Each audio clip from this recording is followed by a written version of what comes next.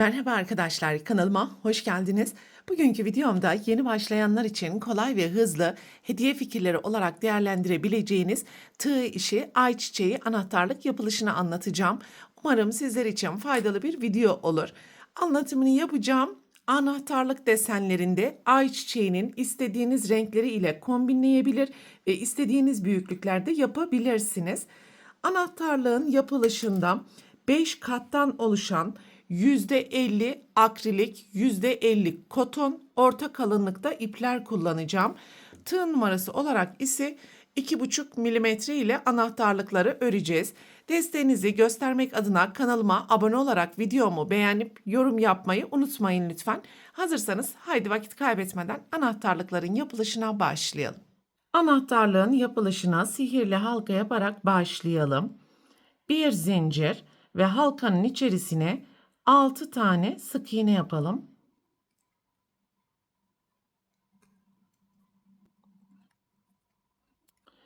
Altı sık iğneyi yaptıktan sonra sihirli halkanın ipini sıkıştıralım ve ilk yapmış olduğumuz zincirin tepesine kayma dikişi yaparak sırayı tamamlayalım.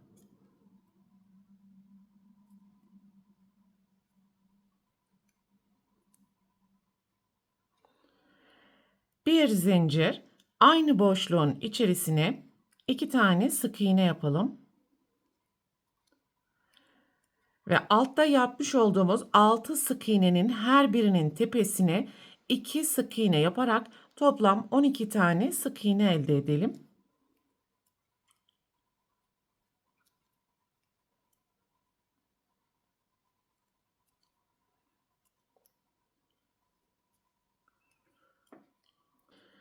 ...12 sık iğneyi yaptıktan sonra ilk zincirin tepesine kayma dikişi yaparak sırayı tamamlayalım.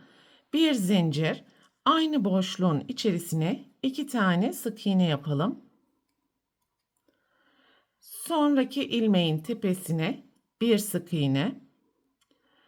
Sonraki ilmeğin tepesine 2 sık iğne. Sonraki ilmeğin tepesine bir sık iğne. Yani bu sırada çift tek yaparak toplam 18 tane sık iğne elde edelim. 18 tane sık iğneyi yaptıktan sonra ilk zincirin tepesine kayma dikişi yaparak sırayı tamamlayalım ve bir zincir yaptıktan sonra ipi keselim. Burada anlatmış olduğum tüm kurallara dikkat ederek bir tane daha aynı renkten halka oluşturalım ve iç kısımlar birbirine bakacak vaziyette birleştirelim.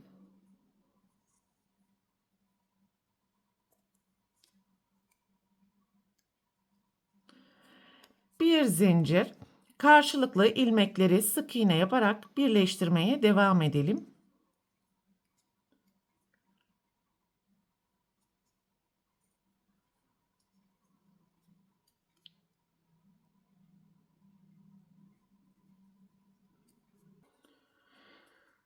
Küçük bir boşluk kaldıktan sonra burayı bir miktar elyaf ile dolduralım.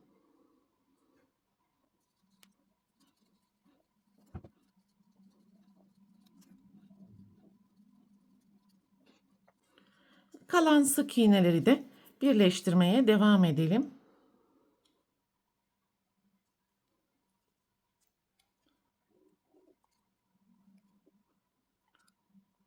Ve son ilmeği de birleştirdikten sonra burada ipi keserek gizli birleştirme yapalım.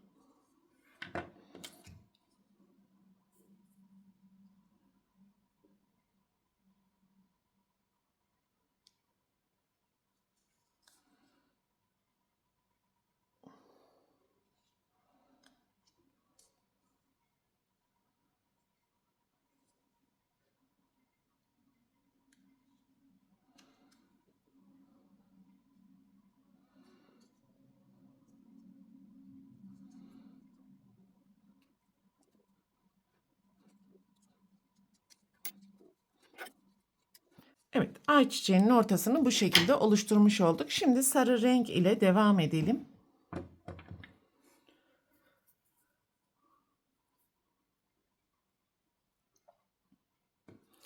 Ve yapmış olduğumuz herhangi bir sık iğnenin tepesinden ipi sabitleyelim. 2 zincir, aynı boşluğun içerisine ikili trabzan,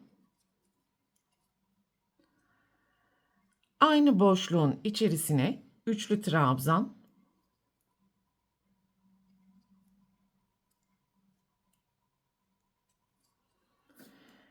iki zincir, üçlü trabzanın ön tarafında görünen iki ilmeğin içerisinden ilmek çıkartarak kayma dikişi yapalım. Sonraki ilmeğin tepesine ikili trabzan, 2 zincir ve aynı boşluğun içerisine kayma dikişi yaparak birinci deseni bu şekilde oluşturmuş olduk. 2 zincir, sonraki ilmeğin tepesine ikili trabzan ve üçlü trabzan yapalım.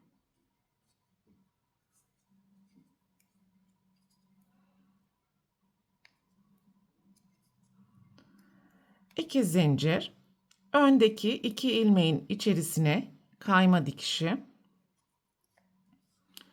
sonraki ilmeğin tepesine ikili trabzan, 2 zincir ve kayma dikişi yapalım.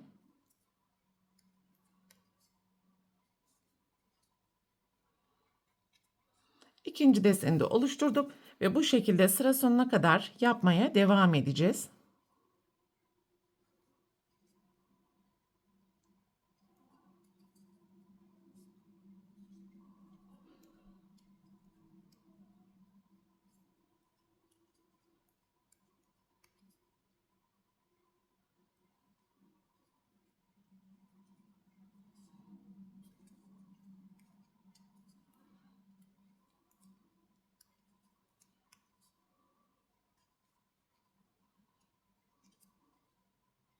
Evet, bu şekilde ayçiçeğinin desenlerini oluşturduk ve yan yana toplam 9 tane desen yaptık arkadaşlar.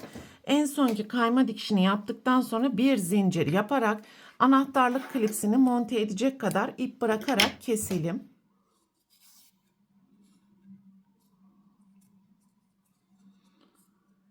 Şimdi ayçiçeğinin yapraklarını yapmaya başlayalım. İlk düğümü attıktan sonra 11 zincir yapalım.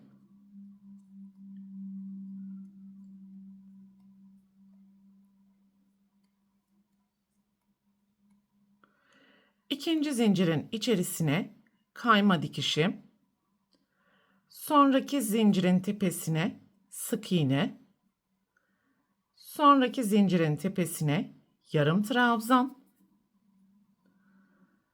sonraki zincirin tepesine ikili trabzan, yan yana 2 tane üçlü trabzan,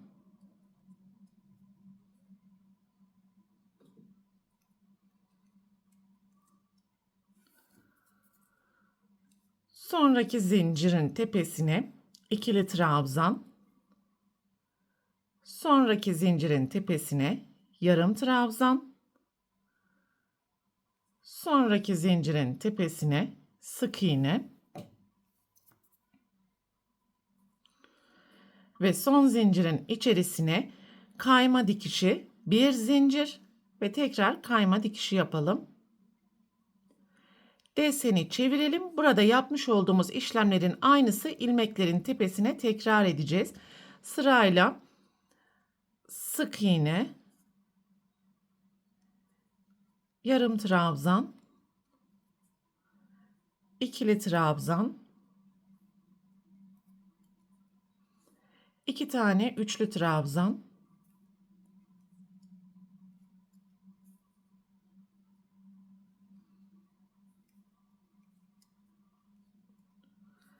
ikili trabzan, yarım trabzan,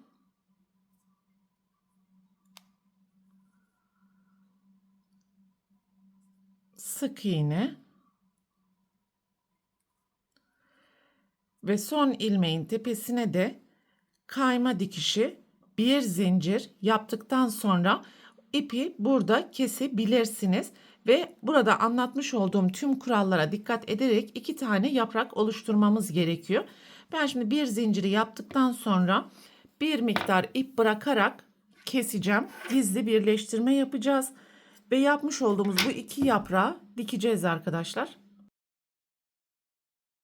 Daha tok bir görüntü elde etmek adına bu işlemi yapıyorum. Siz isterseniz tek yaprak da yapabilirsiniz.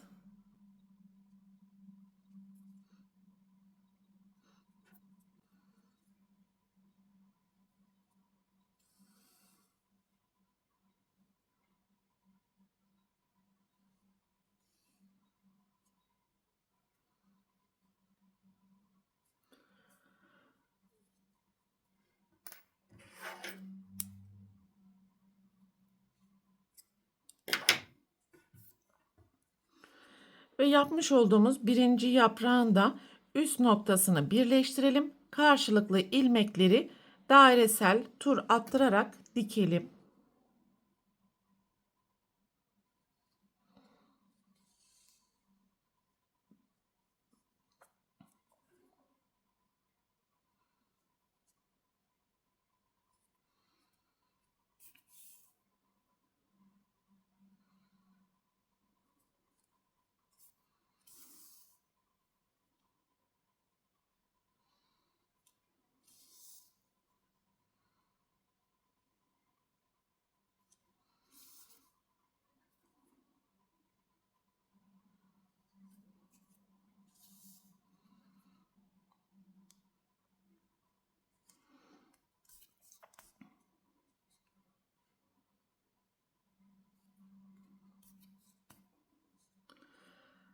Evet, son dikişi de attıktan sonra şimdi anahtarlık klipsinde bulunan zincirlerin katmanına dikelim.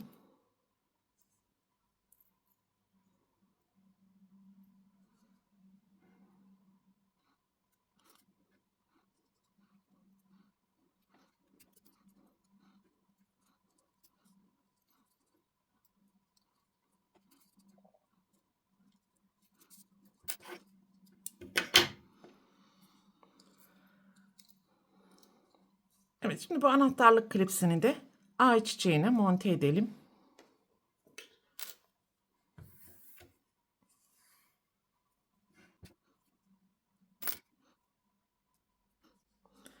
Buradan da dikebilirsiniz. İpi farklı alt noktalardan geçirerek de farklı yerlerden dikebilirsiniz arkadaşlar.